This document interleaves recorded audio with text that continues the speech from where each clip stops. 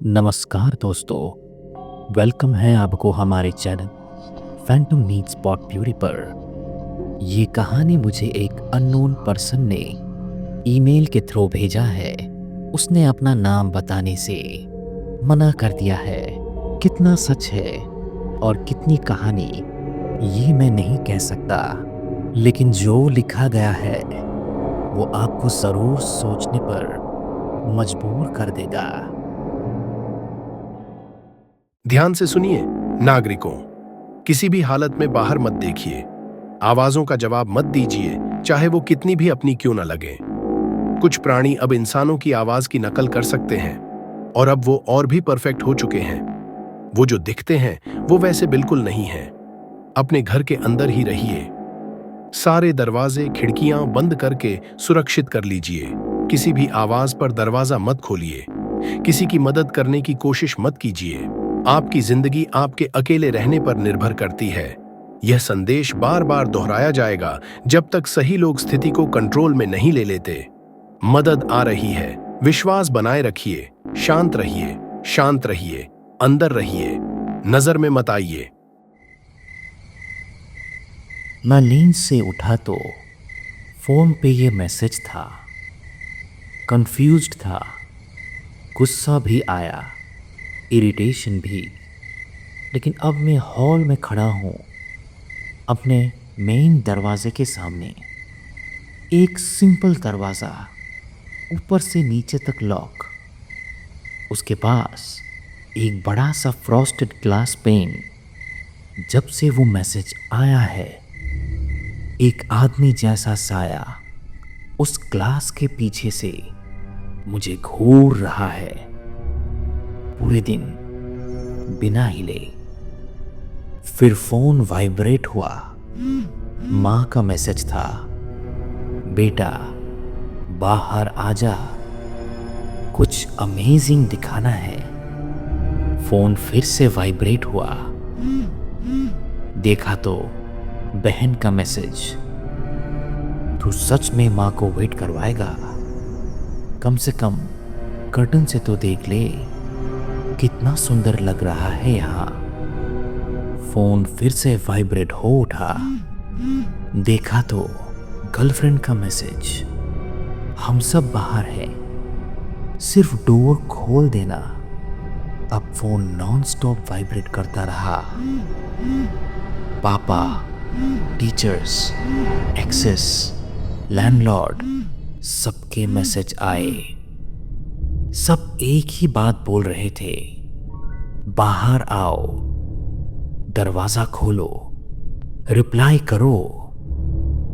मेरा हाथ कांपने लगा। क्या वो चीज इन सबको ले गई? मैं ग्लास पेन की तरफ देखा। वो साया अब अपना हाथ उठा चुका था। दरवाजे के पास किसी चीज को छूने की कोशिश में मैं साइड में हिला। उसका सिर भी हिल गया मुझे देखते हुए। और फिर दरवाजे की घंटी बजी। डोरबेल की आवाज ने घर की खामोशी को तोड़ दिया। एक ठंडक मेरे रीढ़ की हड्डियों में उतर गई। वो चीज असली थी और अब तो वो बेल भी बजाने लगी। डोरबेल बार बार बजता रहा। अब डर के जगह इरिटेशन होने लगा। मैंने जोर से चिल्लाया, What the hell do you want? Fuck off! Main door नहीं खोलूंगा। उसने बेल बजाना बंद कर दिया, हाथ नीचे कर दिया और अब वो ग्लास में फिंगर नेल से टैपिंग कर रहा था। टिक टिक टिक। वो साउंड हिप्नोटिक लग रहा था। अगर वो इतना क्रीपी ना होता। तभी फ्लोर हिलने लगा। नीचे वाले फ्लैट का दरवाजा खुला और 1 सेकंड में, हटाओ, मुंह में जा रहा है ये चीज। कोई बचा।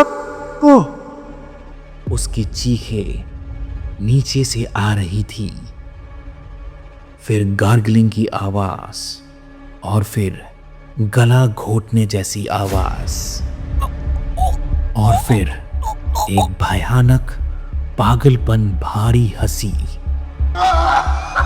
मैं कांपने लगा था। ग्लास के पीछे वही साया अभी भी टप टप कर रहा था, जैसे कुछ हुआ ही नहीं हो। उसने फिर से आवाज बदली। अब उसकी हंसी मेरे नेबर जैसे लगने लगी। बाहर आओ, पहले थोड़ा दर्द लगता है लेकिन बाद में बहुत अच्छा लगता है। मुझे पता नहीं चला कि मैं कितनी देर शॉक में वहां खड़ा था। फोन दोबारा वाइब्रेट किया। माँ का मैसेज और उसके साथ एक लिंक था। बेटा, इसे उस चीज को दिखाओ, तभी वो चली जाएगी। मैं इमेज लोड होने का वेट कर रहा था। स्क्रीन रेड से भर गई और उसके साथ एक नया नेशनल अलर्ट। बाहर के कुछ दृश्य ऑनलाइन घूम रहे हैं, कृपया उन्हें न देखें, उनके बारे में किसी को बताएं भी नहीं। अगर आपने देख लिया है तो खिड़कियों से दूर रहें। अपने ख्यालों पर भरोसा मत कीजिए। बाहर मत देखिए, शांत रहिए, अंदर रहिए। स्थिति को नियंत्रित करने की कोशिश जारी है। मैं तुरंत इमेज क्लोज कर दिया। शायद मैं बच गया, लेकिन कांटेक्ट लिस्ट में सब मुझे वही इमेज भेज रहे थे। बोल रहे थे कि यही तो सॉल्यूशन है। मैंने भी यही देखा, सब सेफ हो गए। इस तरह के मैसेज मुझे आने लगे और फिर नीचे से हंसी आई। अब वो एंटिटी मेरे नेबर की आवाज में बोल रहा था, तुम्हारे नेबर ने भी देखा अपनी वाइफ के कहने पे। अब वो बाहर का हिस्सा है। तुम भी ज्यादा टाइम मत लो। हम चाहते हैं कि तुम हमें जिंदा में अंदर लो, मर के नहीं। उसकी हंसी अब मां की आवाज में बदल गई, फिर बहन की, फिर पापा की। मैं भाग के अपने रूम में गया, दरवाजा बंद किया, अपना सीना दबा के सांस कंट्रोल करने लगा। मुझे नहीं पता मैं कितने टाइम यहां बंद हूं। शायद सब चले गए, मेरा परिवार, मेरे दोस्त या पूरी दुनिया। मुझे सिर्फ एक सवाल सताती है, अब मैं क्या करूं? तो दोस्तों, ये थी आज की असली हॉरर कहानी।